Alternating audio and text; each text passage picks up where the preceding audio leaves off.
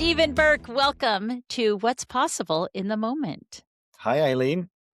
Grateful to have you joining me, Stephen. So, I'm going to give a quick overview of what we're doing today, and then we're going to dive right in because we're going to try as hard as we can to accomplish this in 10 minutes or less. So, I put out a request to some people on the coaching team saying, hey, regularly we share tools with our clients of how to regulate, how to get to a place of calm when we're feeling stressed out ourselves. And so as coaches, we're supporting clients through stressful times, through periods where they're either in transition or there are things happening out of their control, and we're helping them to find some stable footing.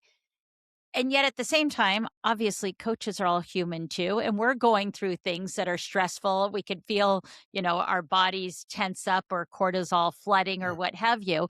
And I thought we have these tools, and I'm curious which ones you tend to use as some of your favorites. And so Mhm. right before we hopped on, Stephen, you started to say we were talking about, okay, your favorite go to tool. And what was your answer to me before we hit record?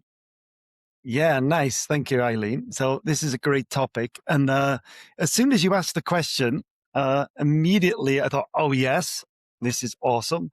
And then the next thing was that just kind of a toolbox came up. It's like, wow, which one do I pick? And then I felt then because of that, it's important for me. It feels important to mention that I think it's important to have not just one, but have a selection of tools that you develop and use and get familiar with. And when I notice myself, I have that selection for myself. And in certain moments or certain days or certain times of day, some tools will feel like they work better than others. Yeah. So it's like, okay, what am I going to, what am I feeling and what's going to be useful for me now? What do I have time for now? Yeah. So, and that can be Yeah.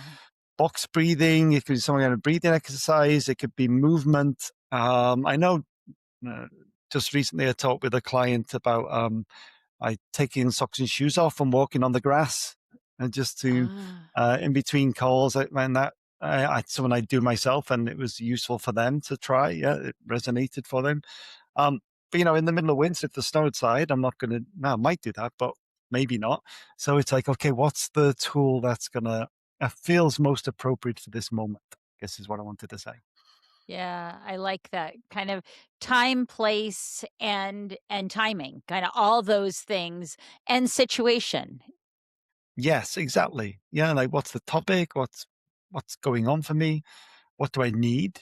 Yeah, I mean, if I'm going into a certain engagement or meeting or training, then that may influence what I'm going to choose as a calming practice. Okay, so why don't we do this? Given that there's so many ways you personally could go and so many tools that Uh, you do have yeah. access to through all your training, I'm going to have you pick a scenario and then what that scenario might be, and then what tool you would use for that particular scenario. But before we do, Yeah. you brought up take off your shoes, take off your socks, go walk on the grass. So now you have to tell our listeners, what does that do for you? Mm. Yeah, for me, that's a real somatic practice. You know, one of my favorite quotes is from the Dubliners, James Joyce. Mr. Duffy lived a short distance from his body. Yeah. Mm, Which I yeah. think is really powerful that we tend to live from our neck up. Yeah. So generally, I find if I'm stressing about something, then I notice that I'm feeling quite disconnected from my body. So for me, the walking on taking my Mm, shoes and socks off and walking on grass is like that, bringing my senses back into my body. Yeah. And I think uh, bringing it into the legs is super helpful because you're really grounding through that. Yeah. So there's a grounding element to it as well. But for me, it's just that the sense of, wow, I can really feel my feet. And I can come back into my yeah. body. Wow. That's cool. Very cool. All right. Now pick your scenario and pick your tool.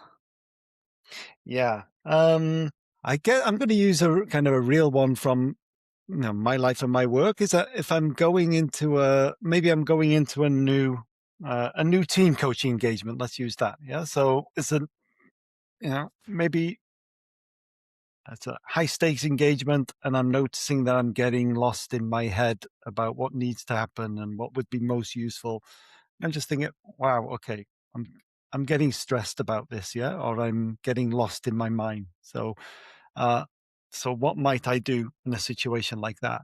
Yeah, so the practice that comes to mind for me, and you just stop and ask me a question, or redirect me, Eileen, if I if it's not clear. Yeah, so ask for your support Absolutely. on that. Yeah, Most the definitely. yeah.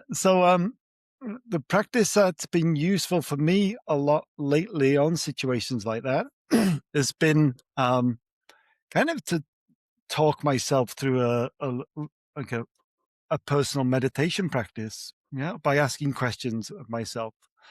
So what I'll do is I can do it either sitting or standing. So I'll sit or stand. And if I'm standing, then I'm noticing that connection to the ground through my feet.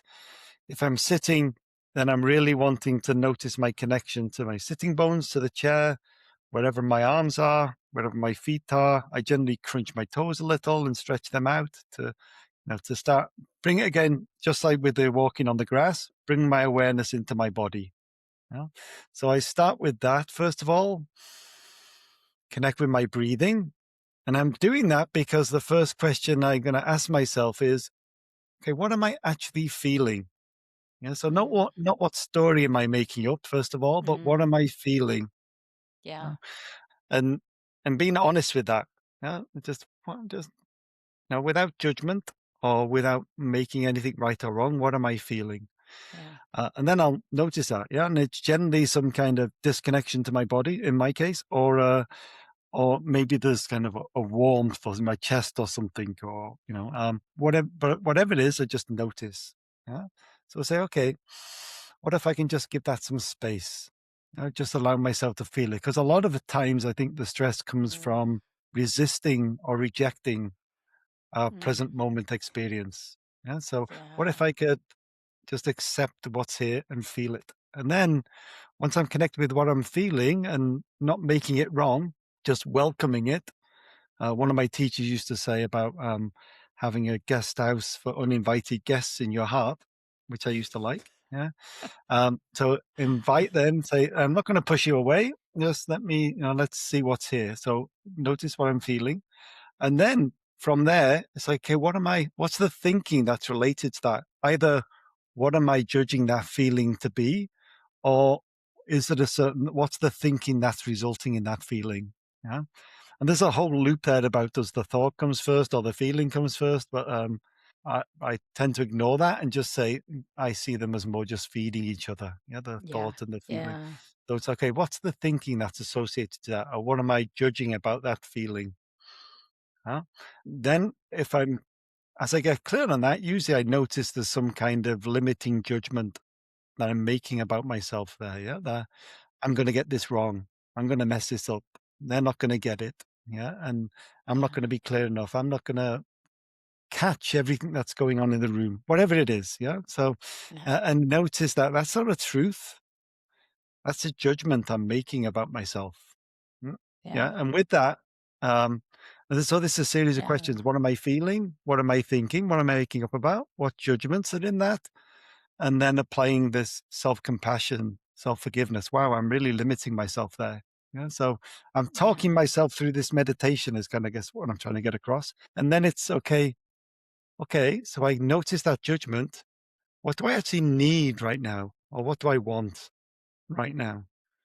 So I'm checking into that innate wisdom inside of me. What do I need or want?